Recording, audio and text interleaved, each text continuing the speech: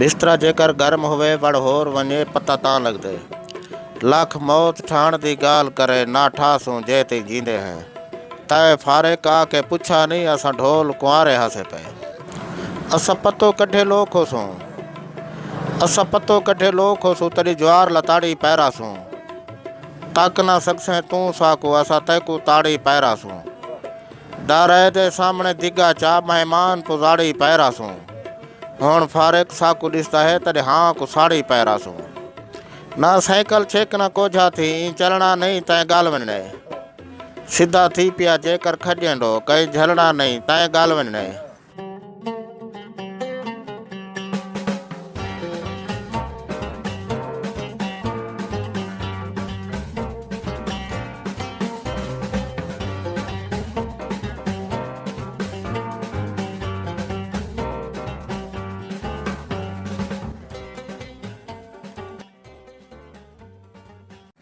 बिस्मिल्लाहिर्रहमानिर्रहीम अस्सलाम वालेकुम वरहमतुल्लाहि वबरकातहू।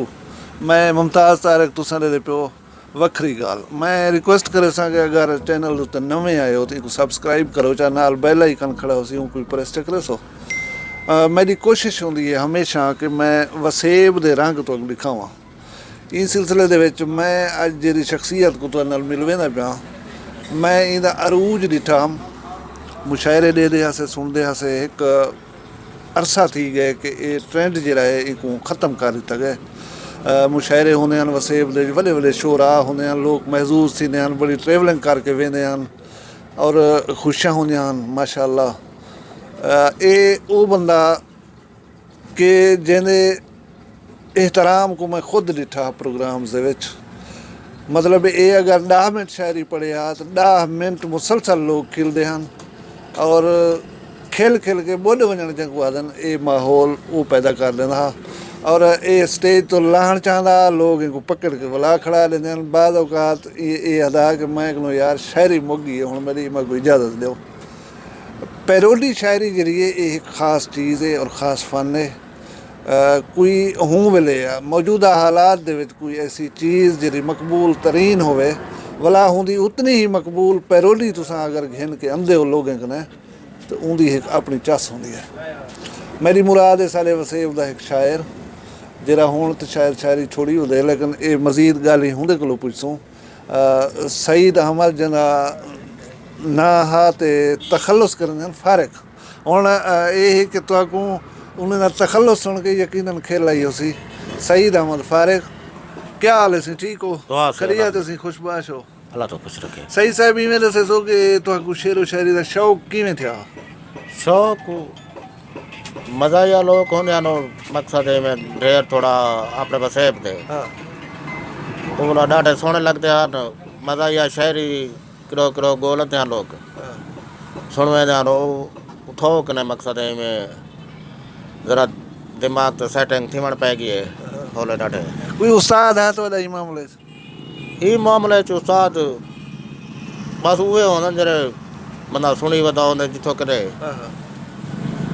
मतलब तुम्हारी शायरी तुकबंदी नहीं जिमें रफीक गुलशन तुकबंदी करना है। तुम्हारी शायरी दी काफिया रदीफ चीज़ का तुसा बिल्कुल ख्याल रखने आवे और हकीकत है कि जरा जेनुअन लोड़ा होंदा ना उनकने तुम्हारी पैरोडी ज़्यादा खूबसूरत होंदी है जी नकल तुसा लिख दे आवे।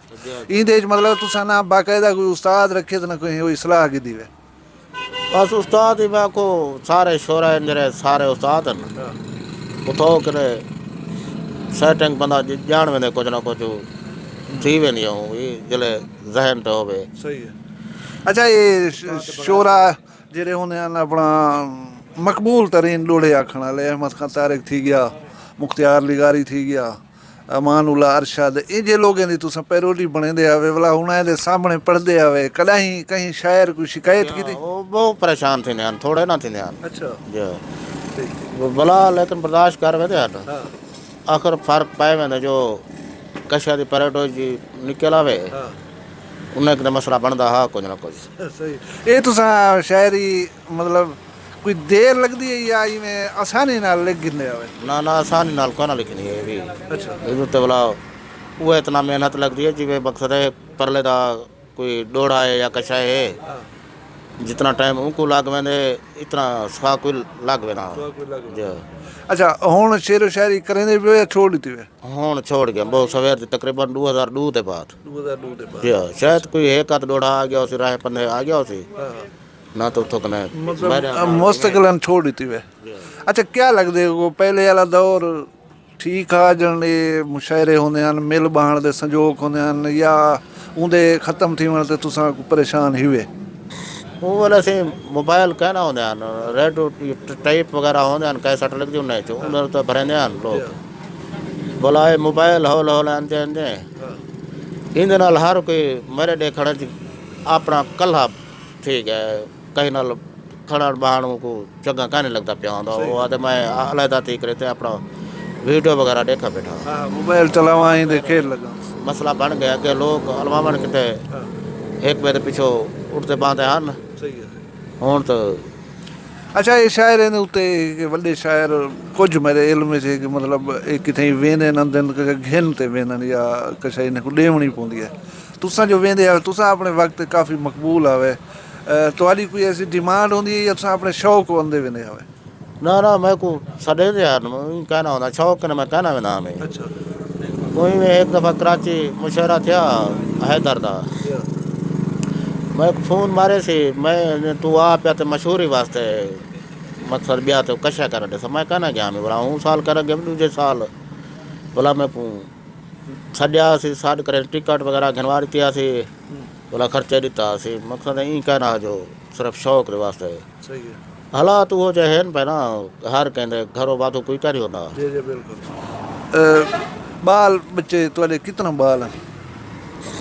मेरे से 5 बाल हैं। 5 बाल हैं।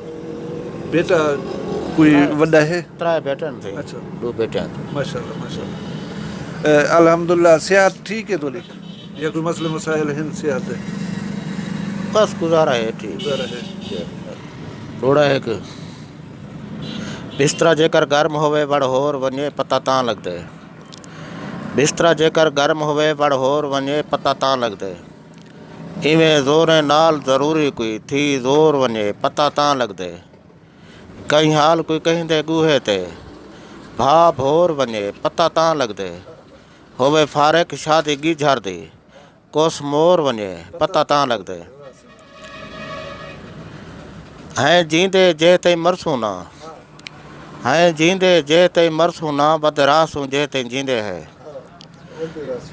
हैं जींदे जे ते मरसू ना बदरासू जे ते जींदे हैं लख मौत ठाण दी गाल करे ना ठासू जे ते जींदे हैं उमें असां इहो चांदे हैं इहो चासू जे ते जींदे हैं साकू फारक ज़िंदगी नाल बिलाई असां बासू जे ते जींदे हैं तक प्यार परूथा भूल गए ता तक प्यार परूथा भूल गए ता तक ढोल प्यारे हासे पे तेरी जानियो बाल ही देखण लियूं असां थक के हारे हासे पे तय उमें कांढा नहीं भेजा तेरी कांड कढ़ारे हासे पे तय फारे का के पुछा नहीं असां ढोल कुआरे हासे पे